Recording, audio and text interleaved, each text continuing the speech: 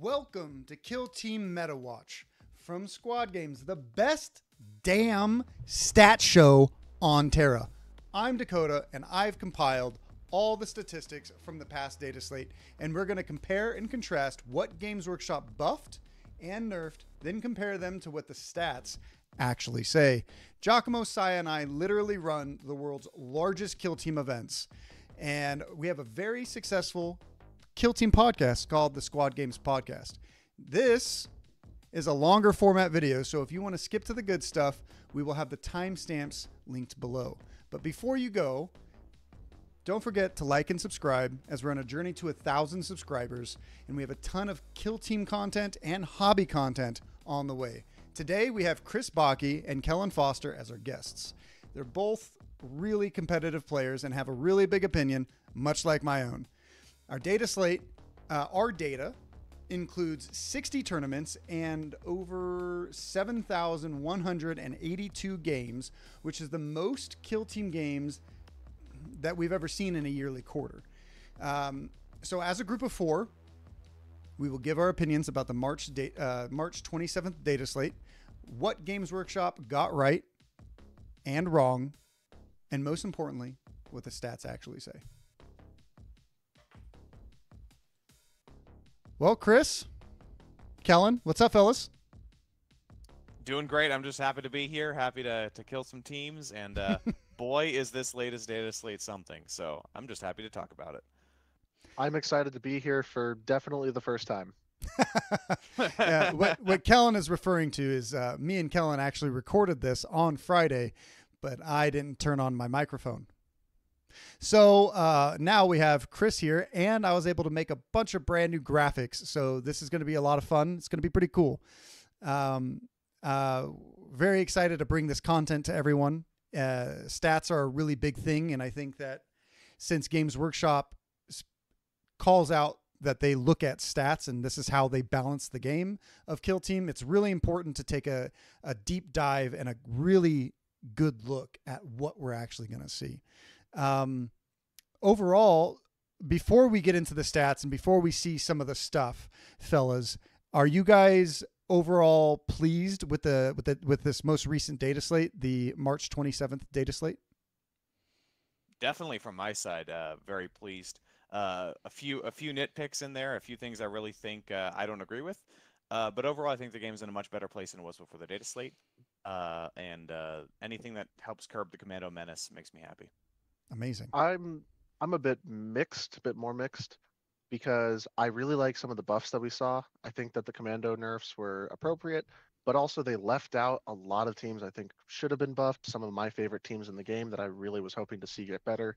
And also just, while Chris is talking about reducing the Commando menace, I think that the Felgor menace is still absolutely out there, and I am not happy about that. I know you're not happy about it, Kellen. I'm relatively positive about this data slate, but ultimately I think I currently give Games Workshop a fail for this one because they left out way too many teams, and that's what the stats are going to show. So we don't necessarily know when Games Workshop cherry picks the stats, but what I will tell you is that Games Workshop looks at our stats, and we provide stats to Games Workshop. But when they look at those stats to develop their strategies of how to balance things, it's always up in the air. We don't know when they're going to do that, when their conversations happen, when the rules stuff happens. All we're doing today is we're going to be looking at the stats of the overall stats of everything. And then we are going to compare and contrast to what is right and what is wrong in our opinions, in each of our opinions, and then what the stats actually have to say. So it's very, very exciting. So we're going to move on to our stats, our first slide. It's the overall win rate for this data slate. So we have Felgor Ravagers with a 58.58 win rate and 321 games. And as we can see over here, they got nerfed. This is our nerf column. This is where Games Workshop likes to see teams. Anything outside of it on this side is typically a problem, or at least that's what they said in the past. And anything on this side is typically good. is also a negative thing that typically has to be buffed. And as we can see, there's a lot of blank spaces down here, Games Workshop. There's a lot of blank spaces. In fact, the only team that was under 45% win rate at the end of this data slate that got buffed was Farstalker Kinband. Now, David produces these stats for us here for for squad games, and I am privileged enough to look at these 3 to 4 times a week. And I will say that Warp Coven were sub 45% win rate before Adepticon. They are now sitting at a 46.49% win rate. And also Hyrotech jumped after Shane's performance and everyone else's performance at Adepticon and all the other tournaments that weekend from a 48% win rate to a 51. So they jumped a massive 3%.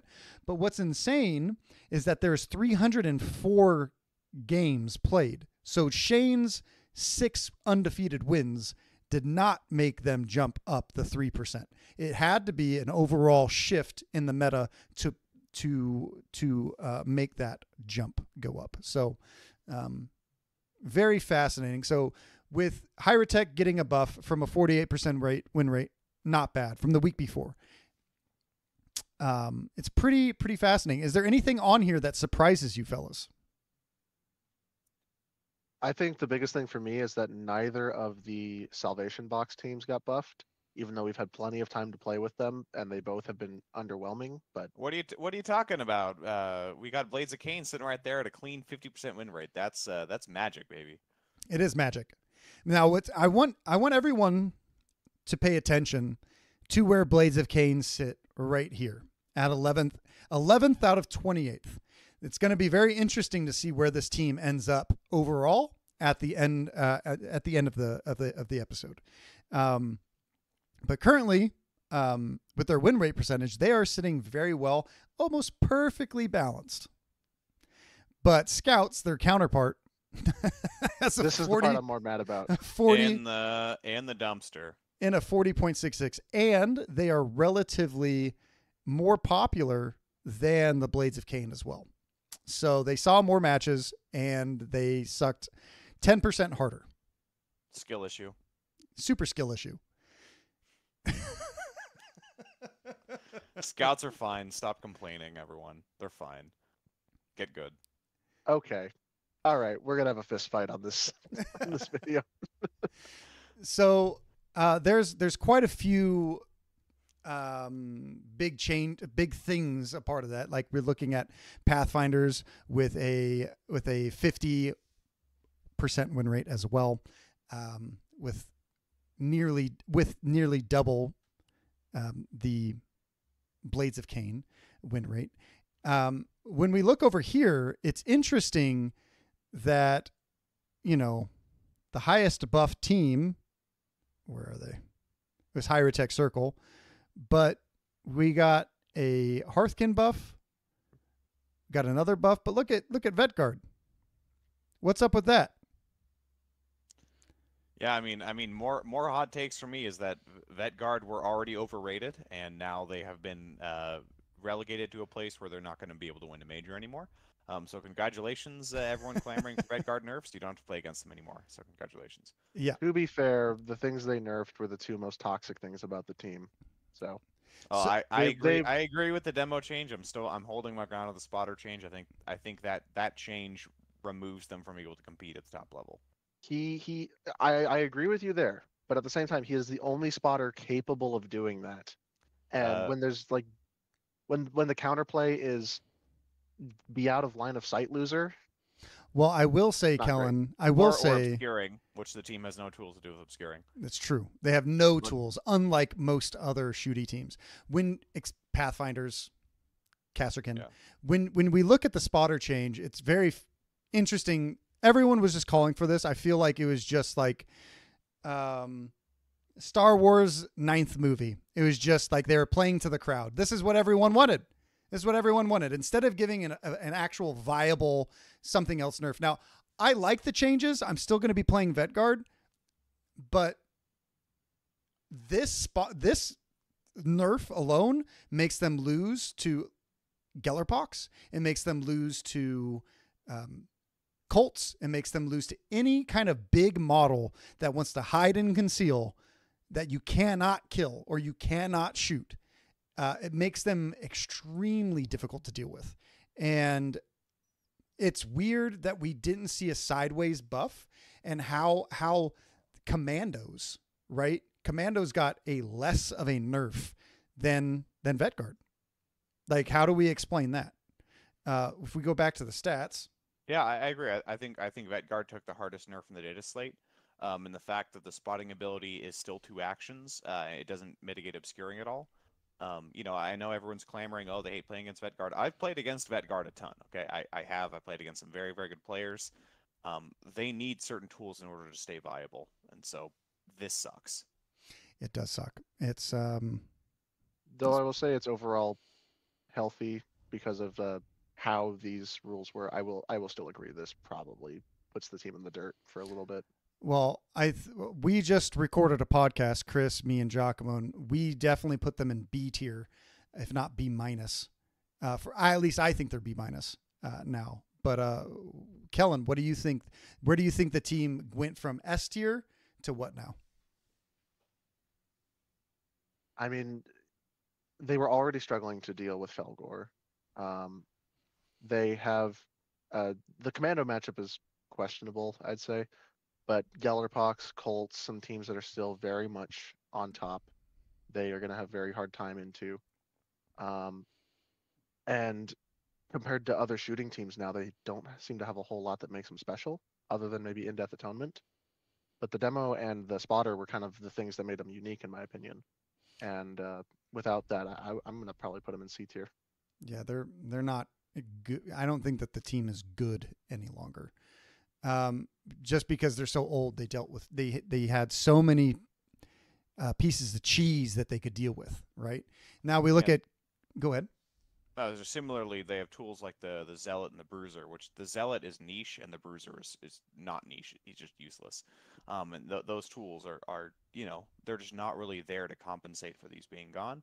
I think, ironically, the team is actually still pretty solid on ITD. I think they could still be A tier in ITD specifically, but on open they got nothing now. Totally agree. So moving to Kommandos here. Kommandos have a 52% win rate, and they got a nerf, which is outside of one of the other teams outside of the typical range that we want to see, or that Games Workshop wants to see. But that specifically comes because of the next slide, right? Firstly, they're the most played faction in the game this data slate, but they also have a really high placing percentage, or they're winning tons and tons of tournaments. Now, some people might say it's because they have the most games in the tournament scene, but they definitely have way more problems than that. And when we look deeper into the statistics, rather than just how you feel when you play against them, those very much come to light. And we're going to move back to the data slate to see what Games Workshop specifically changed with that. And we have the Kommandos nerfs here to the bomb squig, which is, it's uninspiring to say the least. Yeah, the bomb squig is a little worse now. Taking away the APL modifier in the last data slate already made the move dash blow up not a thing. I'm glad that's not a thing anymore. That was unfun and a little cheesy. So I was happy to see that go. This is the final nail in the coffin for that. I think the chop equipment and tax reduction is interesting, but the biggest thing is just a scratch not working on crits anymore. I can't. I've been beating this drum pretty hard that this is like an absolutely colossal nerf to that ploy. And when I see, sort of some people saying it's not a huge deal, I can't disagree more. One of the, a classic matchup I think about is the Void Dancers versus Commando matchup. And outside of what Void Dancers got this slate, a huge problem for them was full health clown versus a full health boy was likely to lose to the boy on the charge, right? If the Void Dancer got the charge, they're still not actually in a great spot. Now they actually have a chance, and I think that swings a lot of fights. I also think that the Choppa definitely leans into those other melee matchups as well, because like now if you charge a guy who doesn't have a Choppa, you have a much better likelihood of surviving possibly even longer in combat rather than just like two tapping you, right? So I think both combined is a relatively large nerf, and I think what it does is it codifies really well what Kommandos struggle into and what we're going to see Kommandos. They actually have, I think, more counters than we've ever seen before. Specifically because they've always had everything that they play into is good. Similar to Vetguard, anything Vetguard played into, they were good at. And I think now we're seeing that both teams are definitely going to have clear, poor matchups, which I think most teams have poor matchups in this point in time. There's a couple out there that are just dumb, you know? I mean, even the best teams have to fight Felgor every now and then. Why all the Felgor hate? I don't know. Because Jimmy Kelly is a great Felgor player and plays Kellen on the reg, and you know, I doubt that. Not a fun team. See, it seems like I just need to get down south more often. Yeah, I think so. Yeah, so I think that there's some interesting things going on with those two teams that are outside of what we typically would see from Games Workshop. And then there's a couple others. Let's go over those real quick. So Harthkyn Salvagers, they got a buff. It wasn't super big, but I think they deserved a buff. With a 45.19 win rate, they were in and out of the bottom 40. They were in and out down there all the time. Like little miners digging deeper, getting worse, and then digging themselves out, digging deeper, digging themselves out. And then we also had Warp Coven got a giant buff. Yes. A fucking giant buff. They're really exciting now. They are. So we look at Harthkyn right here. That is not Harthkyn. I will say about this team, I wasn't super interested in the buffs they got until I looked into it and I realized that the locators thing is everyone within 3 inches of a point on the battlefield. Mm-hmm. And while it hasn't like driven me to like pick up the team again, it's like, okay, that's like a real rule. That's kind of cool. Yeah, Chris, what do you think about that? Yeah, there was no point in using that rule before. It gives the team a few more anti-obscuring tools. They already had a couple already, so that's neat. The early detection ability, stopping everything pre-game, is really cool. It stops, Vetguard in the breach and some of the other tools.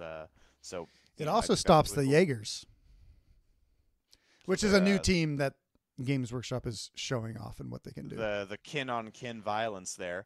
And then the dozer buff is nice quality of life change for him. I don't think any of these changes move the needle for the team very significantly. I also think the team is probably better than the 45% win rate that it's posting. So I think it all shakes out in the wash. I think they're fine. I think there's more problematic teams on both the too strong and too weak side. I think especially on open boards, the change to the locator allowing to ignore obscuring is going to allow the team to win more at medium to lower levels where people aren't as much watching out for that kind of stuff. And that might be enough to bump them up a couple percentages into that kind of sweet spot that Games Workshop is looking for. I don't know how much of an effect it's going to have at high level play, though. So, in my opinion, I think that I've always been a Harthkyn hater. Do I think that this is going to change them innately? We might be able to locate where they are struggling later on while we look at more and more stats for the team and see if we can come up with something that's like missing in the team. Because I can tell you, I'm very opinionated about the Farstalker kin band and what they need as a buff compared to like what they're actually getting. And like when you look at the stats and what is going on with them, it's way clearer to what you're going to see. So maybe we'll see something similar with Harthkyn. We've seen good players do really well with them. Players that were playing them right. At least there was a tournament in question that a player did not play the team correctly and won the tournament. But that's besides the point. That is nor here nor there. That was also not during this data slate. But Warp Coven here, on the other hand. Yes, please.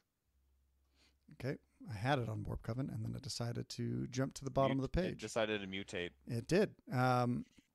So the Warp Coven right now are in such a great place. We've been calling for changes. Everyone's been rioting. Everyone on podcasts to YouTubes. The team was not good. They gave them 2 consecutive buffs in a row. This one is really, really good. And what we're seeing from this particular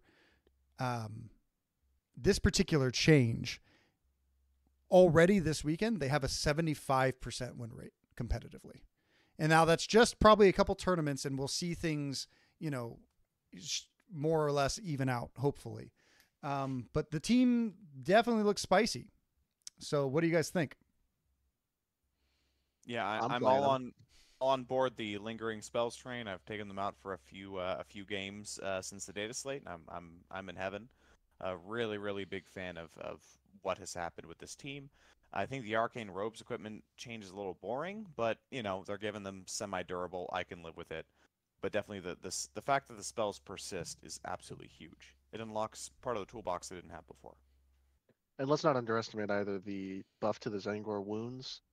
It's not going to matter all the time, but 9 wounds versus 8 wounds. Anytime you're going from an even number of wounds to an odd number of wounds, you are having a very valuable breakpoint changed. Orcs no longer 2-tap you. Yep. And yeah, great change. I think that it just makes it so much more viable into like certain teams that can't handle melee to go like 2 Marines and like 8 Zangors and run them down. Yet to test it, but I think that's still good. And maybe one day Zangors will have as many wounds as Felgor.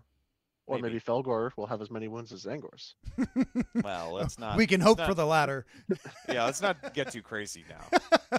We can all hope that the goats get a little bit of a nerf. But they did receive a nerf. We will get to them eventually. I'm a real big fan of Warp Coven buffs. My wife started playing them when Kell Team first dropped, and her brain hurt after every day. They still will. Your brain will still hurt while playing this team, especially playing them at a tournament with four more games. If you're just playing for fun, the team is still complicated, and that's like ultimately where their spice of life comes from, in who's going to be good with the team compared to who's just going to be average with the team. We're going to see people jump more forward with them when you can handle that mental load.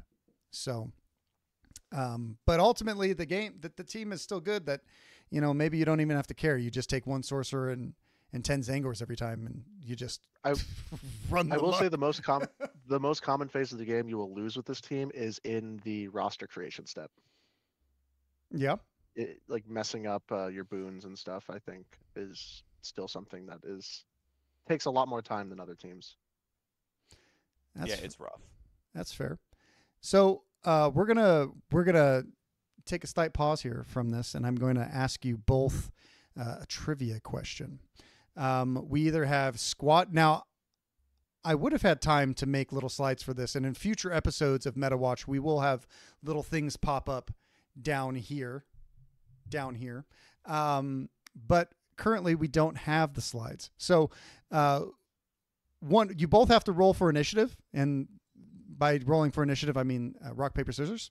And one of you will get to choose squad games for 100 or kill teams for 100. All right. So we shoot? We do it now? All right. Yep. 1, 2, 3, shoot. All right, Chris.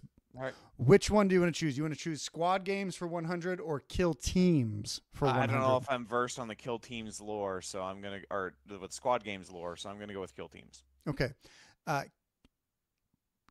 You will get 100 points if you can name. I like points. Are these ITC points? Yes, they are. I have it on good authority. They are internet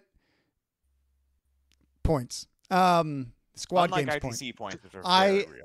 ISPs, which probably means something different that Chris might be familiar with. So, can you name every novitiate operative correctly? And if you can, you get 100 points. This is a softball for both of us. Yeah, all right. Oh boy. You've got the This is difficult. I don't even fucking know. yeah, put me on the spot here. What's the trying to Without You looking should've it given up. to me. No, I know. I'm not looking it up. I'm trying to start with the leader. I have to Why am pull it up. why am I blanking on the name? I know it's like the generic name of the novitiate leader. The superior. That's right. Okay, this is so we got the superior. We got the Pergatus, that's the flamer one. We got the Pronatus, that's the treasure hunter. That's the Dialogus, that's comms. There's the penitent and the exactor. Then there's the dueler, not duelist, it's dueler. The Reliquarius, who could forget our lovely Reliquarius. There's the condemner. You got your bog standard militants. I'm still looking it up. I know that I am omitting, I think, one operative, the Hospitaller. Hospitaler's next. And then I think I'm missing one more. That's the easiest one. The Preceptor. Preceptor would be the last one. I think that's all of them.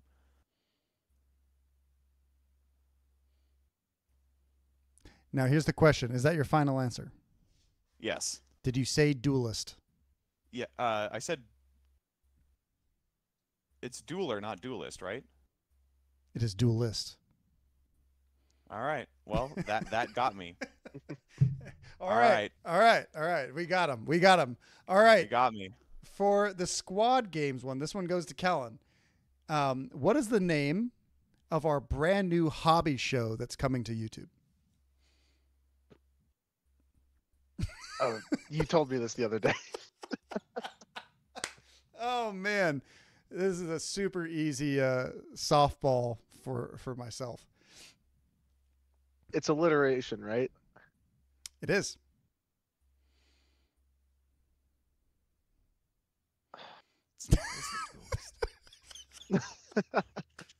God damn it. I'm crying. This is a bad look. All right, are you ready? No, give up? Hobby Havoc. Hobby Havoc. Incorrect, sir. You both are at 0 points for the Squad Games Trivia Challenge. It is We're tied Hobby for now. Highlander. Hobby Highlander is where we test a bunch of different paints from different brands to find out what is the best color for that color. So the first episode we do white. So if you're struggling with white paint, check it out. And Giacomo's still editing it, so it's not up on YouTube just quite yet. Or maybe it is by the time you watch this video. Why don't you subscribe and check it out? We're going to move on to the second page of stats, which is going to be our placing percentage. Placing percentage is very important, in my opinion, for Kill Team. As we can see, the placing percentage is... It is top placings divided by how many showings they had.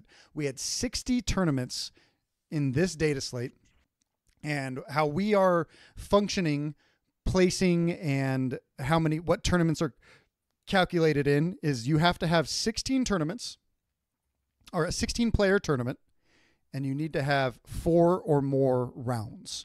So in order for us to calculate your tournament, we have to, both of those must be true. And from those, we had 60 tournaments, the largest of which being LVO. Is there anything that surprises you fellas with this? And there is a middle range. It's very complicated math, and I'll get to that in a second. But anything that you guys think offhand? I'm surprised at how high Void Dancer Troop is up here. I have not seen very many larger tournaments that we're seeing them place. In from what I was seeing, so that's the only one that stands out to me. Yeah, Dakotah, your Khazar Kings are looking a little low there, aren't they? They're 100% Khazar knots, my guy. In fact, Well, if only they had more elite points, then they would really win games. And if Pathfinders had one less operative. Exactly. So I think the new kings of the meta are going to be the Harthkyns and then the Khazar knots, because the Harthkings got a buff and the Cass or Knots did not.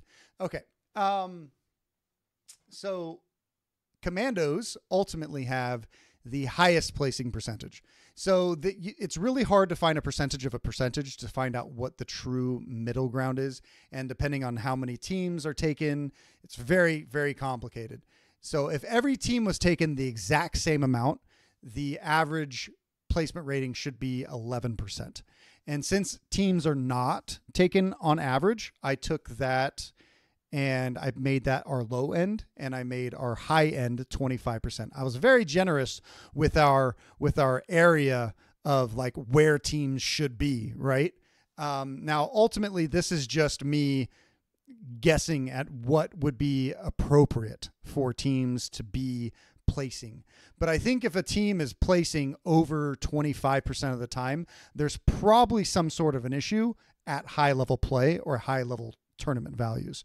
So what placings mean, we do placings a tad bit differently to better reflect overall teams. So our placings are obviously 1, 2, and 3, but also if you have a tournament of greater than 30 players, so 40 players, 50 players, 60 players, so on and so forth, we take 10% of that number. So LVO had 13 placings, which is still only 10% or less. When a 30-person tournament seeing 3 placings is 30% of the, or 10% of the players. So it's 10% of the tournament with a floor of 3. Correct. Okay. So that's why you might see a couple teams that typically didn't hit top 3, but I will say that the Void Dancers may not have won a lot of tournaments, but they're always the bridesmaid and never the bride, right? Yeah. With that explanation, makes more sense. Certainly, I don't normally see Void Dancers podium, a 40-person tournament, but they're in the top 6, top 8. They're always up there, so that makes a lot more sense with that context. Yeah, when we look at Kommandos, it is a staggering amount of placings and showings. So there's a total of 60 showings. They had 50 showings, which is one of the most. Legionary is the only team who beat them, and they had 10 placings. So they are the highest of the bottom tier, and they have a perfect placing ratings for this imaginary graph that I made. I mean, it's not imaginary. These are the lines are accurate, but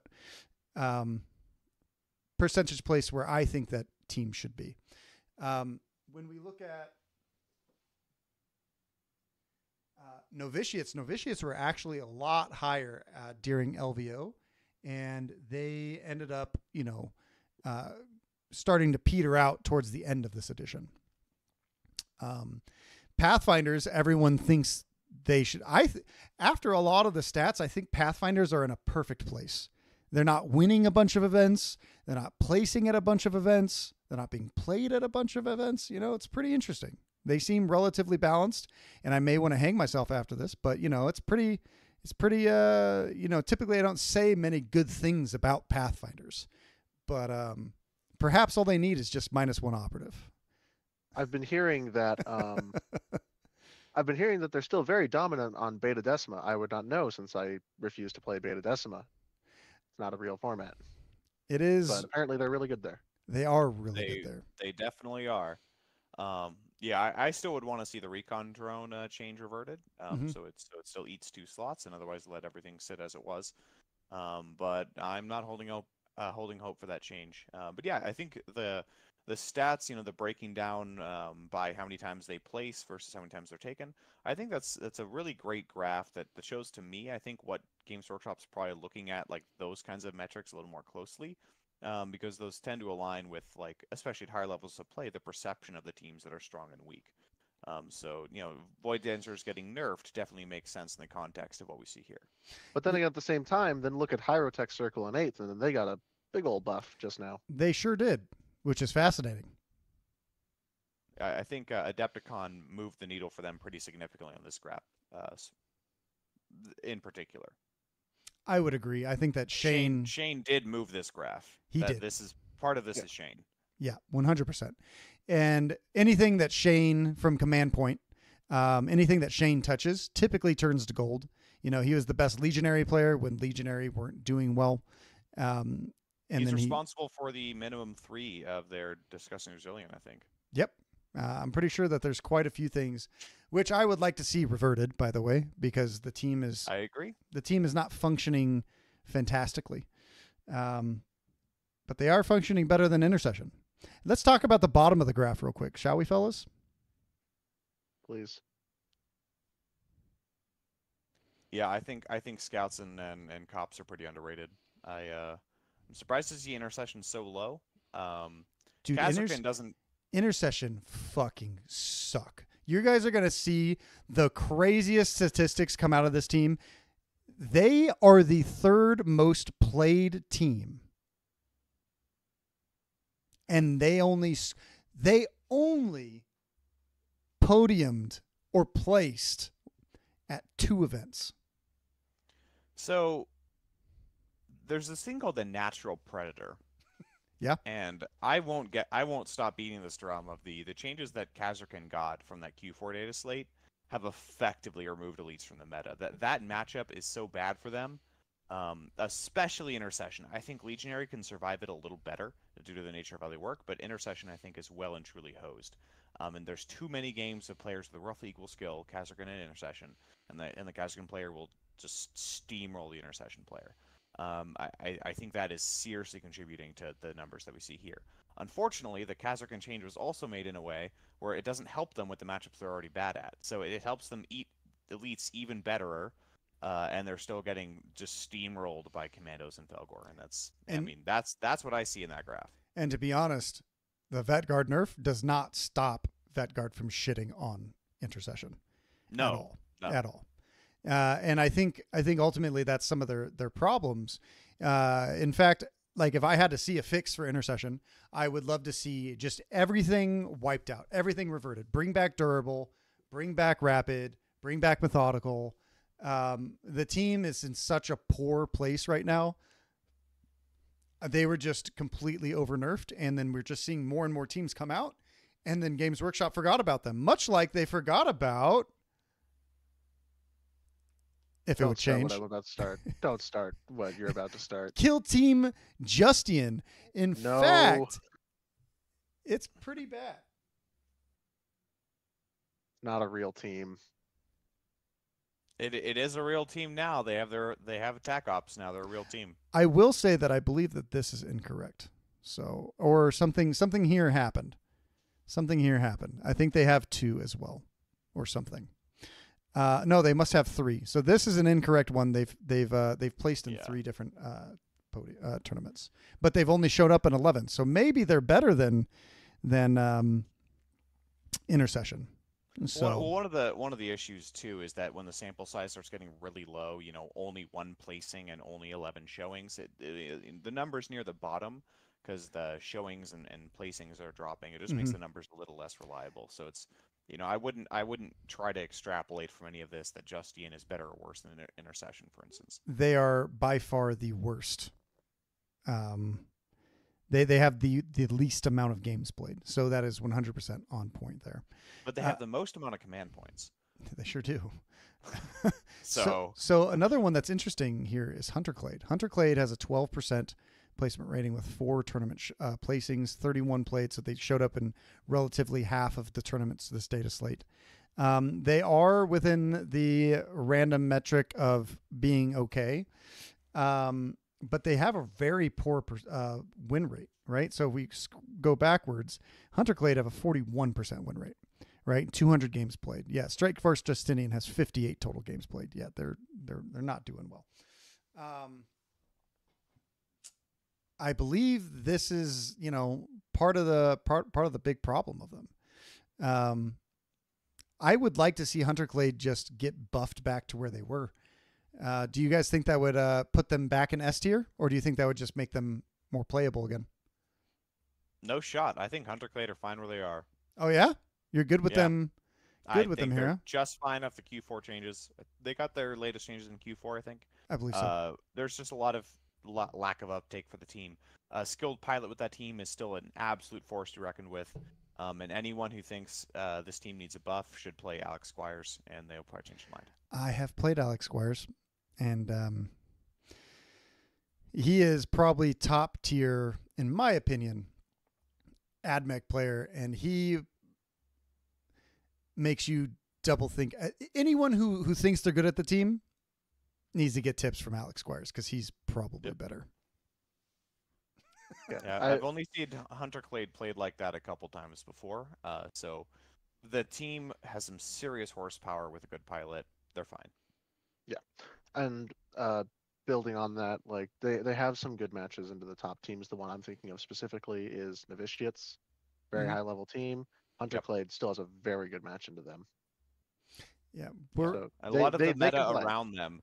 The thing that we really have to keep in mind after this latest data slate is that the two big fish got seriously nerfed, and a lot of the problems teams like this would have would be their inability to compete at some higher levels against Kommandos and Felgor specifically, and these changes combined do help significantly. So the next thing that we're going to look at is relatively a very important stat in Kell Team, and this stat is specifically average points per game. So average points per game is really important because typically a lot of tournaments are going to score secondaries or your total points or your victory points, your primaries as one of your main metrics. And when teams are really, really good at scoring primaries, that typically means that they dominate loot or they dominate a capture, or, you know, I don't think anyone dominates secure, right, fellas? But Blades of Cain. Fair. So when we look at average points per game, there's not a big change between teams, but there is a really big change between when you play these teams 4 games in a tournament, or 6 games, or 9 games like we did at LVO. So we have Void Dancer Troop at the highest points per game on average. This team was nerfed. We also have Chaos Colts in second with 17.24. Felgor in third with 17.23. Basically the same amount of points. And it only drops from there. Wormblade, which didn't get a nerf, you're going to find that to be a normal thing that we talk about here, in fourth place with 16.97. And then Gellerpox also didn't get nerfed with 16.93. Near the bottom, we have Strikeforce Justian, Intercession with 15.24, right? And Scout Squad. If we look at the difference between Intercession and Chaos Colts, it's the easiest math because they're just strictly 2 points apart. In a 4-round tournament, Chaos Colts is typically going to score, on average, 8 more total points than Intercession. So it's no wonder why we're seeing Intercession placing and doing so poorly, because all these other teams are just scoring better. Our 2 future slides are going to show average primaries and average secondaries. So we're going to see where they're struggling, or maybe they're struggling in both. It's going to be interesting to say the least. So is there anything on here, fellas, that surprises you?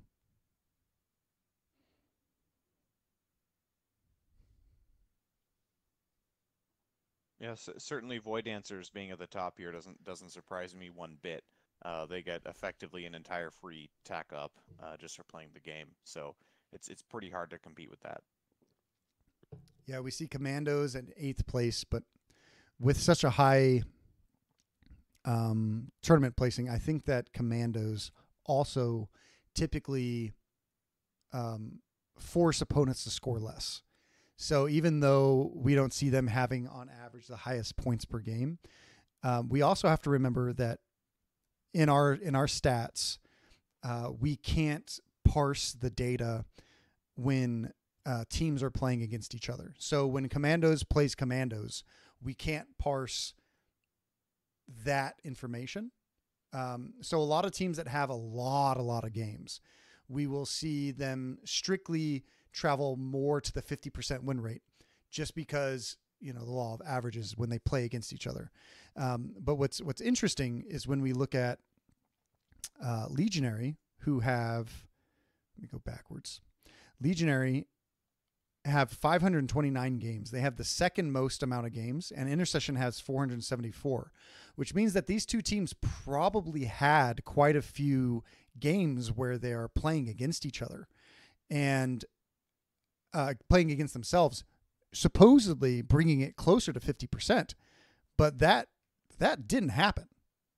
It did happen, but they're still in the bottom percent win rate, which is showing, possibly how weak the team is, both teams.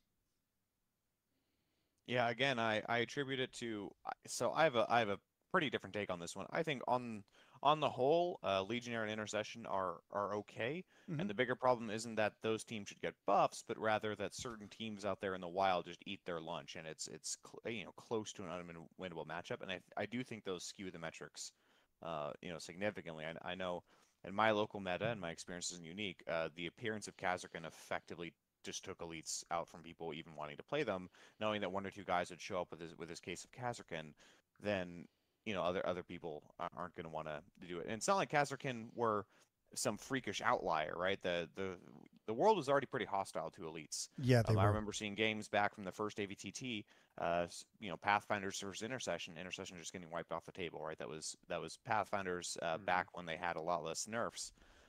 So this problem's been out there for a while, but I definitely attribute it more to certain teams just being absurd rather than Intercession or Legionary needing a buff specifically.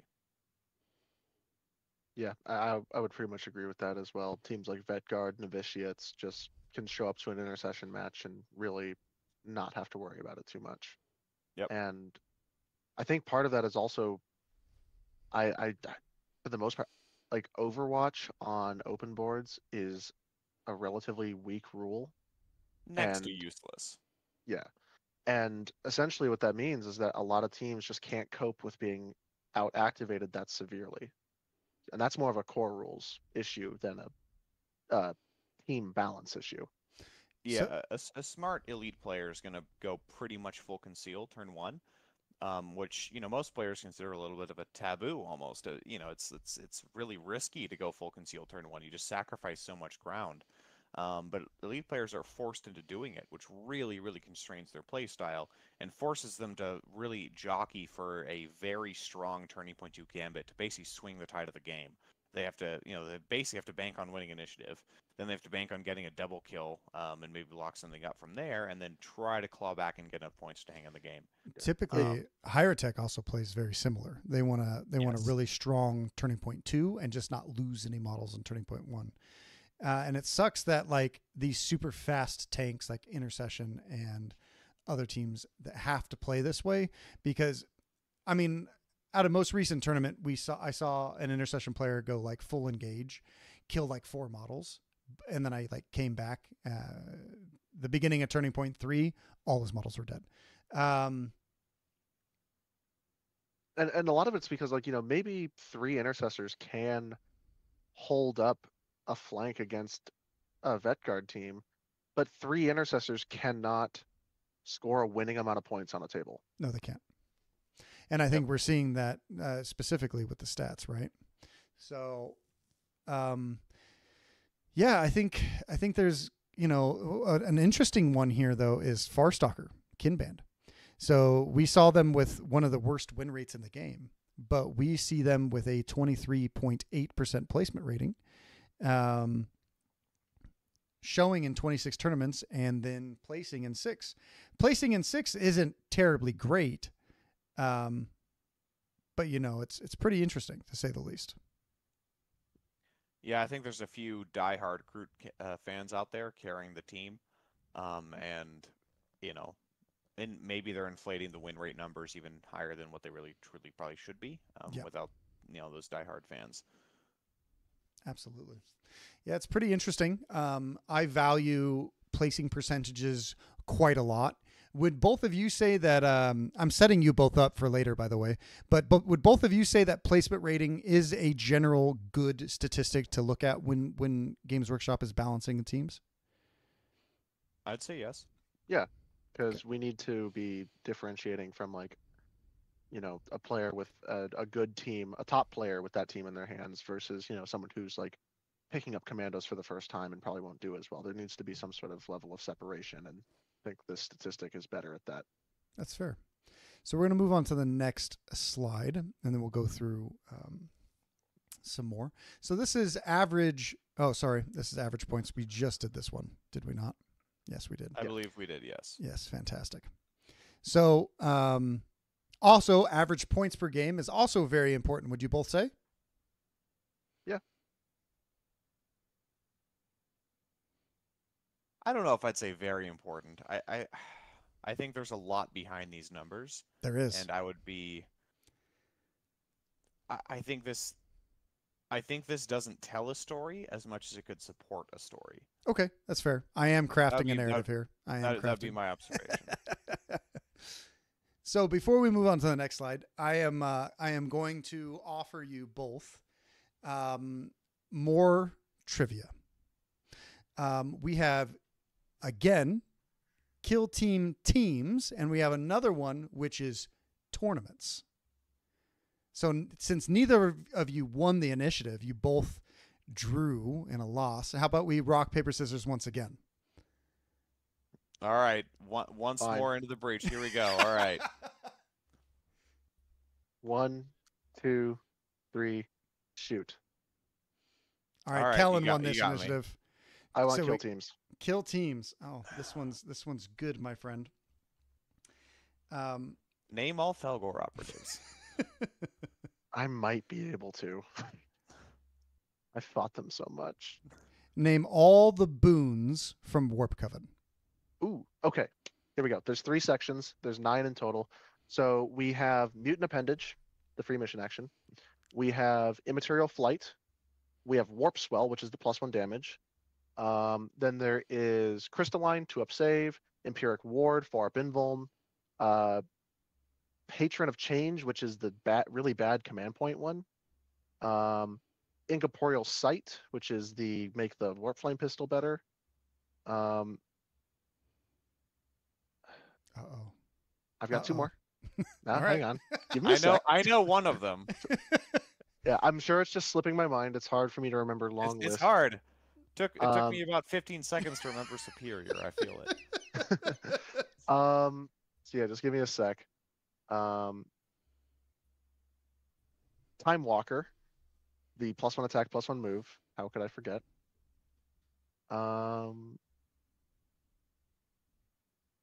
It's another one that I never take. I'm pretty sure. What's the one that I never take? Can I? Oh, am I- Avian Talons. Avian Yeah. Talons. Yeah. 200 points because they go up in points. Good job, Let's Kellen. go. Yeah, Good that one job. was pretty hard. Well done. Well That done. that Well is done. me playing Warp Coven for the past week. All right, Chris. Tournaments. Uh-oh. You ready for this trivia question?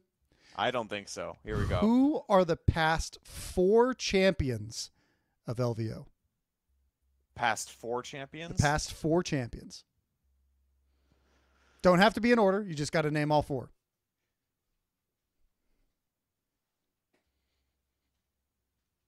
I mean, I don't. I'm only going to get 3. So there's Adrian, Orion, Ace, and I don't know the one before that because that's before I was playing. Same here. So It was COVID, but before COVID, it was a Michael T. Holy. that's right. Yeah. Okay, so right now Kellen is in the lead. There's one more trivia section, which we will go. It'll be a chance for Chris to take it all. Yeah, I need to steal. Here we go. All What right. is this crap that if you just get it right at the very end, you win the whole thing? What is Well, that? you might Points are made lose. up. It's meaningless. Yeah, you might lose. Like it's just like the ITC tournament points. They really don't matter, right, fellas?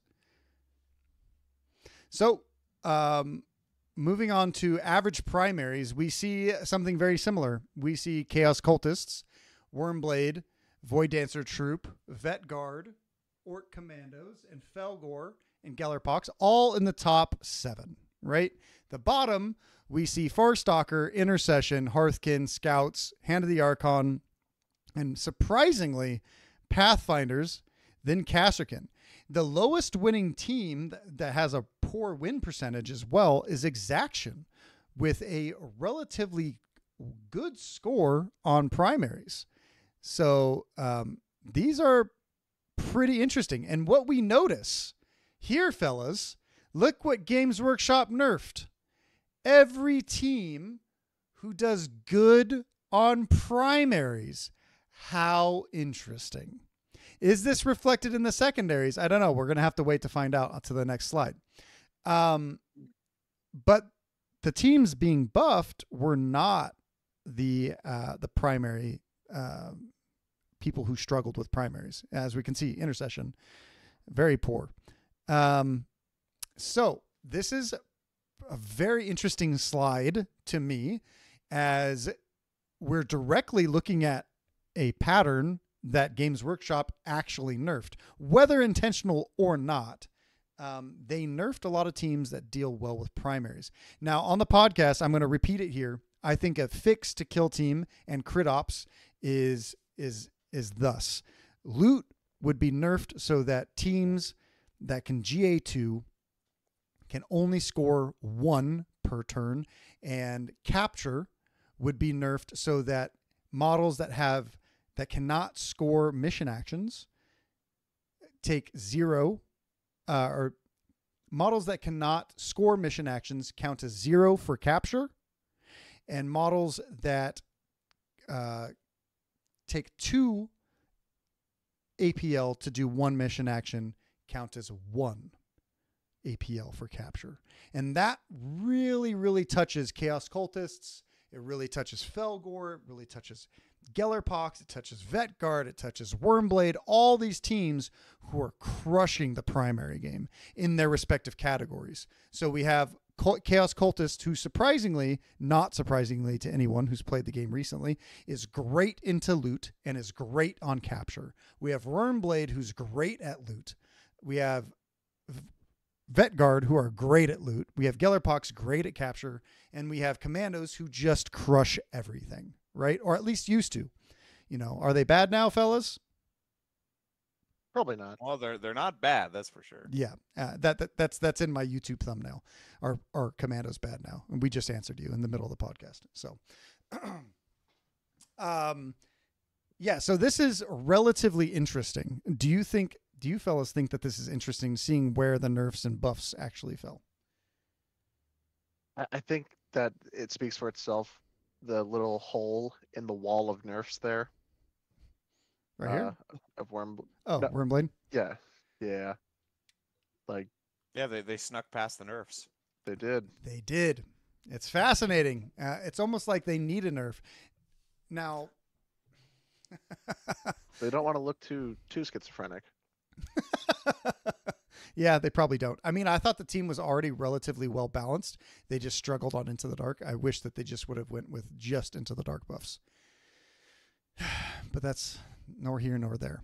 So we look at Hyrotech, and this is one of their worst performing. It's maybe not their worst, but one of the worst performing.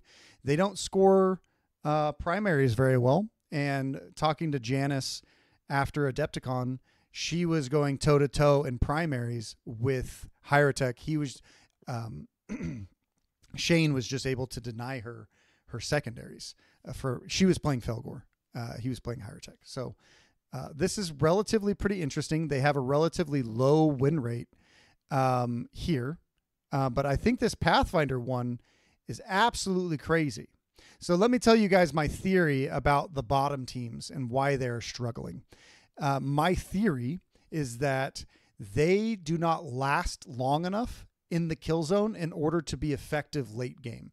So on average, they're losing so many operatives early in the game that they cannot score points later in the game, which is objectively then making their primaries go down quite heavily. And that's what I think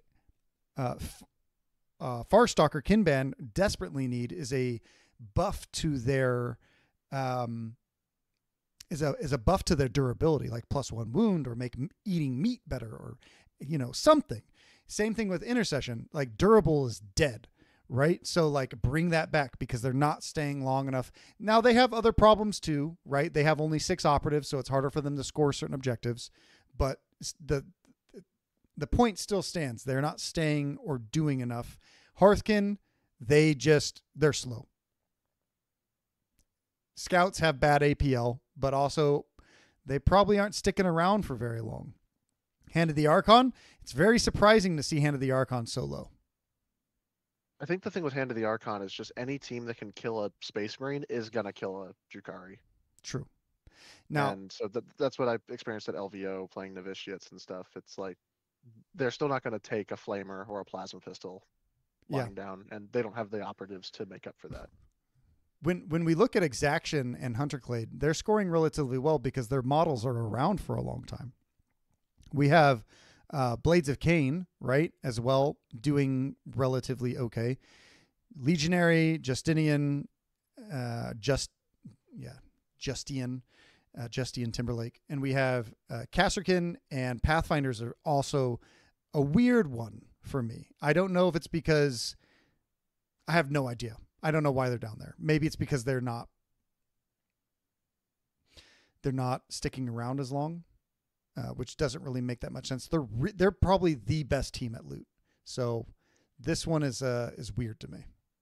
So the way I look at this is a little bit of a different angle, and it has to do with not how the teams win, but how the teams lose.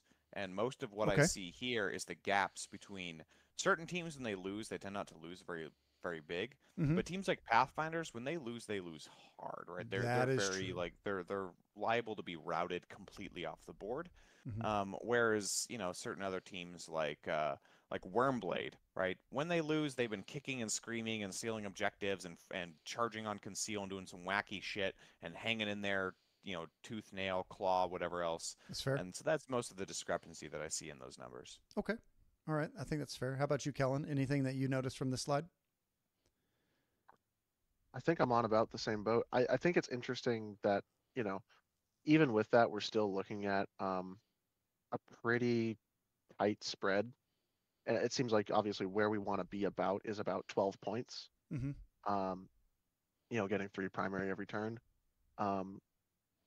And this is more of just a general observation, but like you can see a team like Chaos Cult where they have almost 13 points, where it's like, okay, no matter what seems to happen, every single game they play in, they're going to get a 4 on the primaries at least once. Yeah.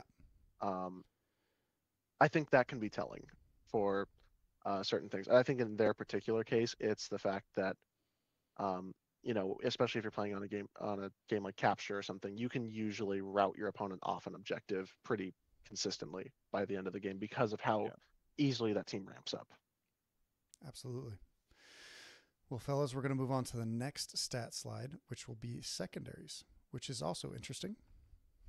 So secondaries, we see Void Dancer Troop. Once again, Chris, you mentioned this earlier. They just score great. 3 points. Yeah, but does it surprise you that Gellerpox is right with them? Literally. Gellerpox has a fairly similar situation going on where, Void Dancers, Gellerpox, and Felgor have some tac ops that they're just very, very reliable and comfortable with scoring. You have a Robin Ransack, right? Very, very popular choice with some of these teams, which is virtually guaranteed you will get a point off it each game. It's almost impossible to not get a single point on it, and pretty reliable to get both points. So when you talk about that, that's going to inflate your secondary count, and that's some of what I see here. The other part of it, of course, is the team is just good in general, and so therefore is able to win games and put up enough points elsewhere that puts the gap between them and other teams that UC can destroy. Absolutely. Now, I'm going to point out something very interesting here, which is the lowest team down here. There's a nerf at the bottom of this graph. Isn't that interesting? That's Vetguard. At 26th, 47% win rate. They have the third worst scoring secondaries, which is the reason why they're dead 14th in average points per game. They have really good primaries, but they fucking suck on secondaries. And I can tell you, sometimes it's difficult to score security with this team. Of course, if they gave them something else, the team would be utterly busted with Seek and Destroy or with please Recon. give them Recon. No. No, So let's not do it's that. another thing of win big, lose big, right? When you look at things, security skews half the security attack ops you can't even use the first turning point, so you can't get points there, and some of them, significant chunk of them are only scored at the end of the game. So here you have a situation where, if you're losing, if you're on the ropes, it's generally hard to score tac ops in general, and doubly if it relies on good board control, good board presence, and having operatives control stuff. So a lot of this is because, what I've observed with Vet Guard is they're tending to either get 5 or 6 secondary points, or they get like 1.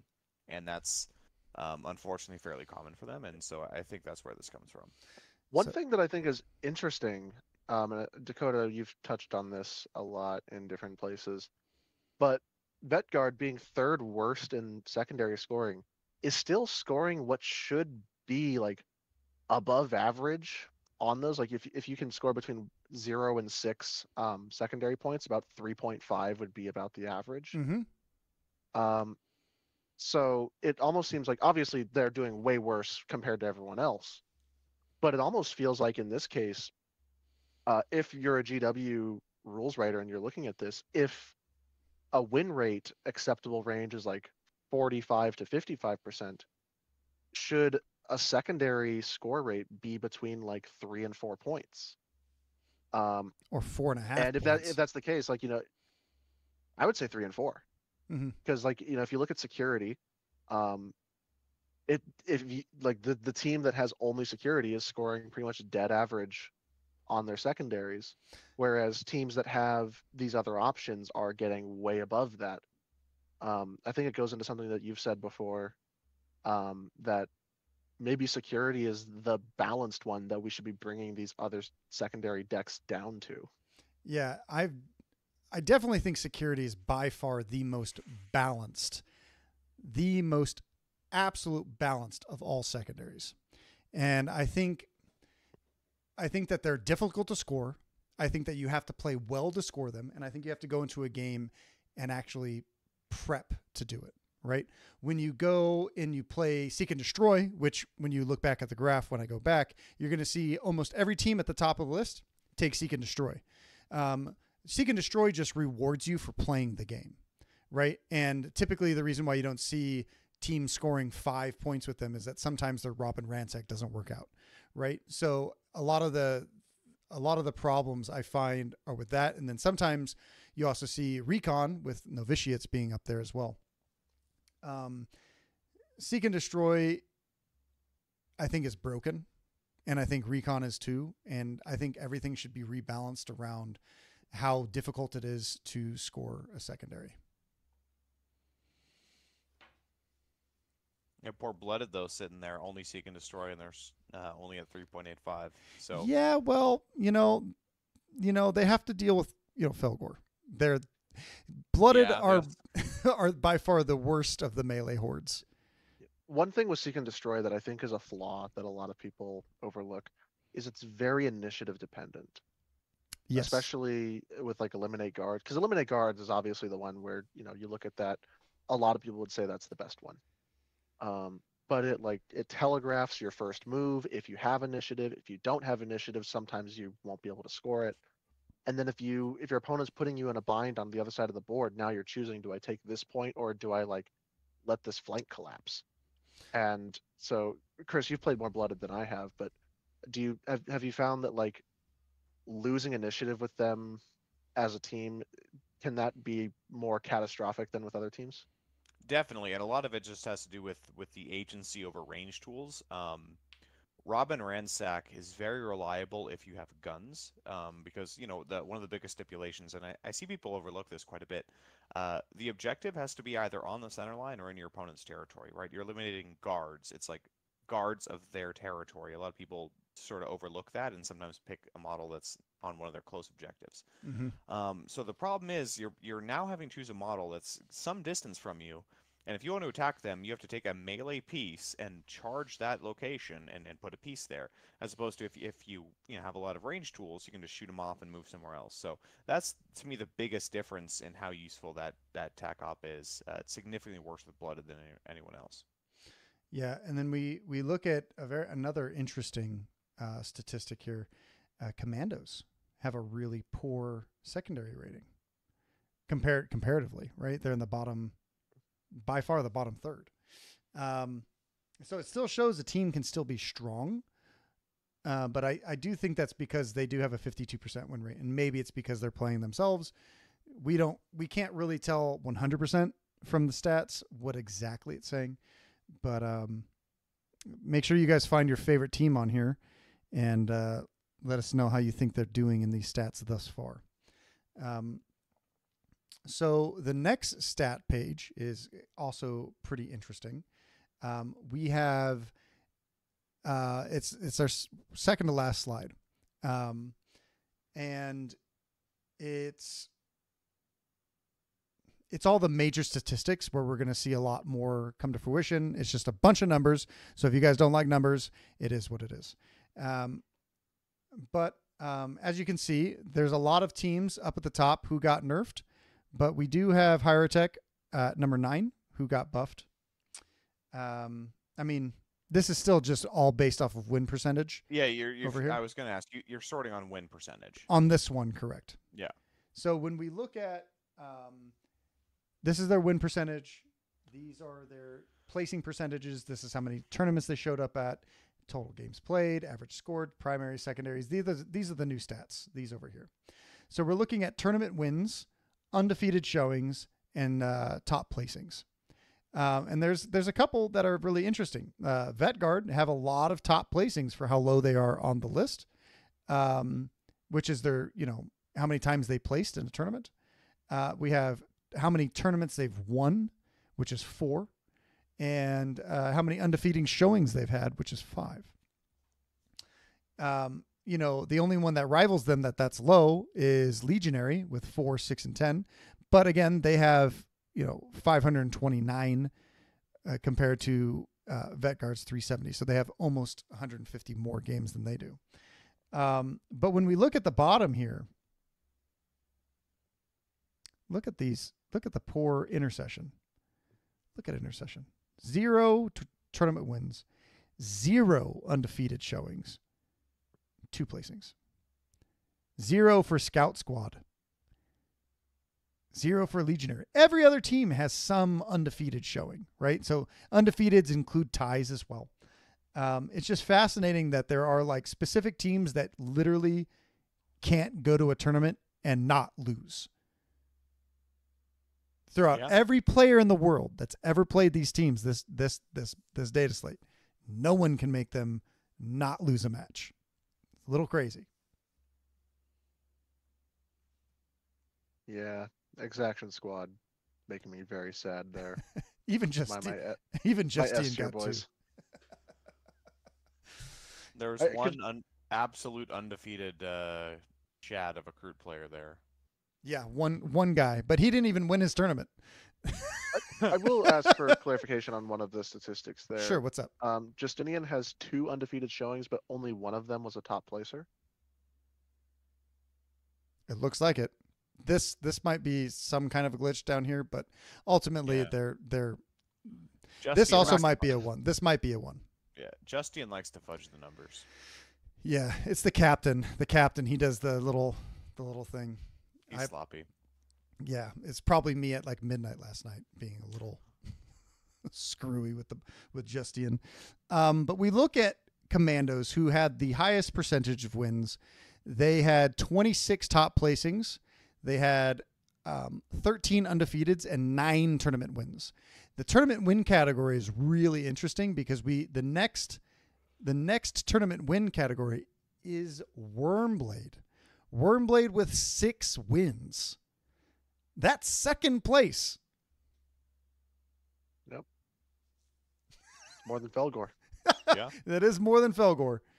Now, Felgor and them have both the same amount of undefeated showings, and Felgor also had more placings. But when Wormblade win, they win, and they win hard. And I think that speaks to what Chris said earlier. Like, they always stick in it. They're always scoring well. They're always doing well. It's pretty interesting. It doesn't hurt when you give a Horde team 2 elites and re-rolls whenever they want them either. That's true. That is true.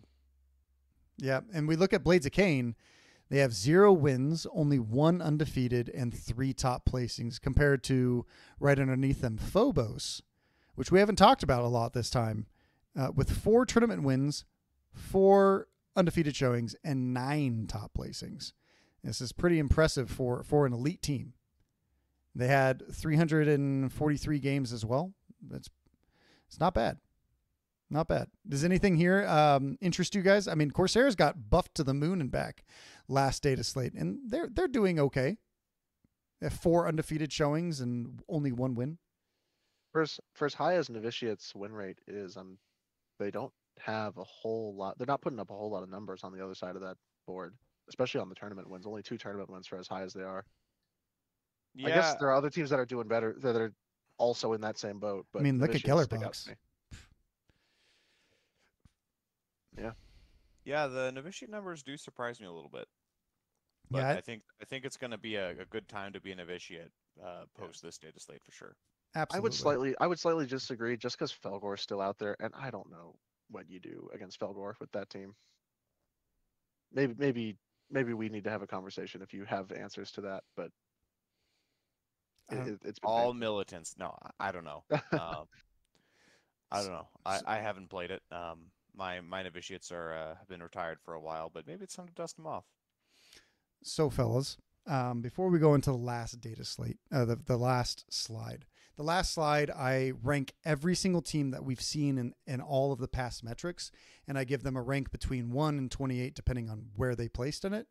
And then, obviously, the lowest number of all, the lowest number is the best team. Is the best team, the biggest problem, right? What are your guys' guesses on the top 5 that are a problem? Before this data slate, we're not guessing for after the data slate. Correct. No, we got Man. Kommandos and Felgor, Yeah, Okay. obviously. I'll think- throw Gellerpox in there as well. yeah, I would agree with that. Do you think Void Dancers are going to be up there? I think their podium rate is going to bring them down, though. Yeah, I'll not top 5 for Void Dancers. Yeah. Oh, Wormblade.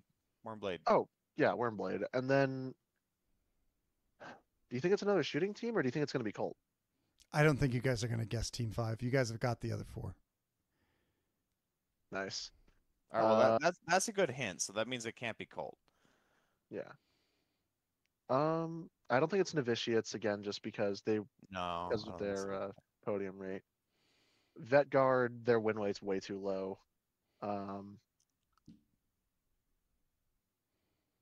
you think there's no conceivable elite team that could be up there, right? No, there's no way.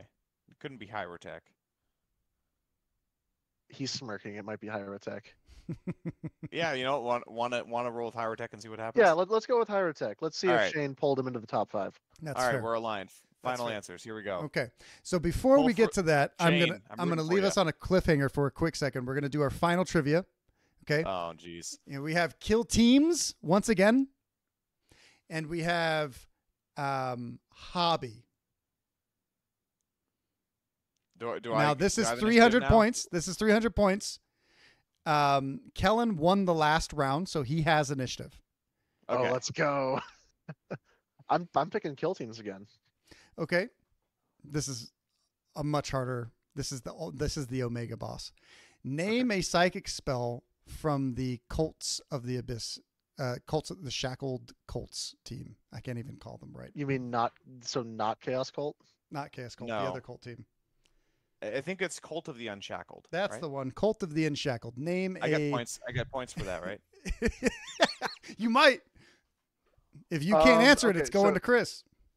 All right, so I'm gonna make a guess, but I would like to say I forgot this team existed until you brought it up because it's not a real team. It is in the bin that Justinian should be in. But I'm gonna say Dirge of Malevolence. That sounds chaosy enough. Chris, do you have a guess? No, I've never read this team's rules. I've never looked at them. I've literally never looked at them in my life. To be honest, I have no idea. I have no idea either. It was the ultimate boss question. Are they even online? Like, where do you find their rules? In a White Dwarf somewhere. Do you have or on Wait, so Can You Roll a how do you Crit? know? Can you roll So a then, crit? how do you know Kellen's answer isn't right? To to. I'm just gonna Judge? objectively guess that he is wrong. All right, going to. We're about to have a very angry YouTube chat. We sure are. Yeah, we sure are. Chris, hobby question. Oh boy. Who are the past 2 winners of the hobby track for Kill Team?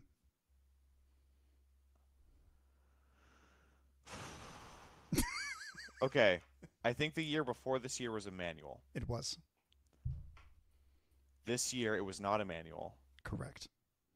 but it was a gentleman from Southern California. It was.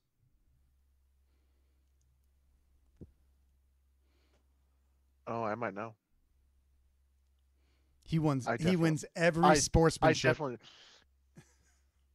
Guy's a legend. That was way too much of a hint, Dakotah. Adrian? Aiden. It is Aiden. Aiden. It's close yeah, enough. Sorry. Yeah, that's. I was. Wait, thinking, no, that's not close enough. No. I seriously, that's who I was thinking of. It was the guy with the parrot guy, right? Yeah. Yeah.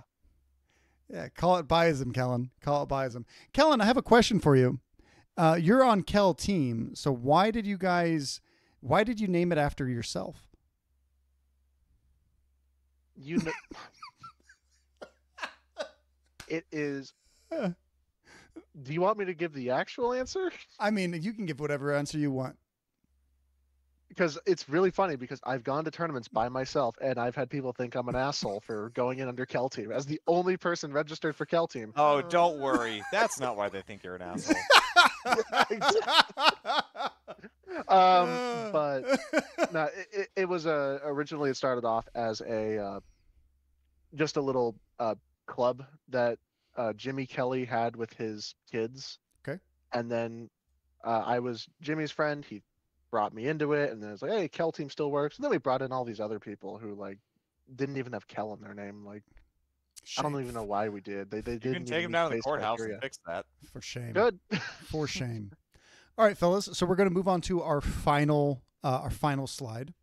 And surprisingly, you're wrong. It is Phobos in 5th. Oh, Wow. it Nice. was a. Oh, Hyrotech was 6th though. We were close. Hyrotech Yeah. was 6. You guys were real close. But I do remember you both saying there was no way there's an elite team in the top 5. Now, this surprised the shit out of me. I'm not going to lie. I did not think Phobos was that good, and I had to like go back and I had to check like 12 times of why I was right or why this was right. It's pretty interesting. All the statistics. Felgor are number 1. As you can see, they're number 1 in win percentage. They're number 2 in placing percentage, 11th in showings, 7th in total games played, 13th in average scored, 4th in primaries, 3rd in secondaries, and 3rd in tournament wins. Pretty interesting stuff here. Exaction is really bad. And then we have a team with 8 categories that went above 200. Strike Force Justian. And Hell yeah. Guess what? Strike Force Justian was not 28 on almost all of them. they would have gotten 28 in tournament wins as well, but there's a bunch of teams There was with the 0 data wins. error. Yeah. Yeah. My God. And then in average primaries, they actually didn't get 28th because Farstalker Kinban took that away from them. So good job, Kroot. Yeah. So ultimately, this is kind of the penultimate climax. This is what the stats say need nerfs, and this is what the stats say need buffs. So Games Workshop did a great job nerfing the top 3 teams. Phobos is a huge surprise. Nerf him. Wormblade, on other hand, not so hot. I mean, they didn't get a nerf. And I think that everyone that's looking at them right now is like, well, maybe they did. Hierotek got 6th. We have Gellerpox in 7th, and then Novitiates, then Vetguard. And that was the these two teams, Colts and Vetguard, they went all the way down to 10th statistically. And the reason why Colts dropped so far is they had the second least amount of showings and the second least amount of games, which is pretty interesting to say the least. So, but the people that were taking them are still taking them far. Exactly.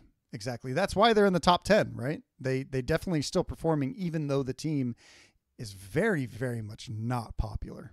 It is the only team that is less popular than them is Strikeforce Justian. Think about that. Think about that. That's insane. I choose not to think about Strikeforce Justian. I know you don't. I think they're cool. I think they're awesome. I love them. I think they're cool painting projects and set pieces. I've never seen them on a table. When we look at Pathfinders, they are almost dead center in the middle. So ultimately, I think that they're in a really good spot, or at least past Dataslate, they were in a good spot. Yeah, after another -1 operative, I think they'll be good. I agree. I agree. Now, what's interesting is, remember, I told everyone at the top of the show to keep an eye out on Blades of Cain. Blades of Cain were in 11th. Blades of Cain need a champion. They need a champion to raise them in. Oh, hold on. Let's get. They need a champion, Chris, to take them to a much higher place, because this is shameful for the Eldar. Eldrad is shaking right now. He is so angry. I am making it my mission to make sure the Blades of Cain never get a buff. Okay. You're welcome, everyone. As you can I'm see, choosing not to play Scout Squad so that they can give me my +1 operative. There you go. No shot. But Blades of Cain are actually, even though they have a 50% win rate, performing kind of bad. And I think the Dataslate, the win percentage is actually showing a relatively good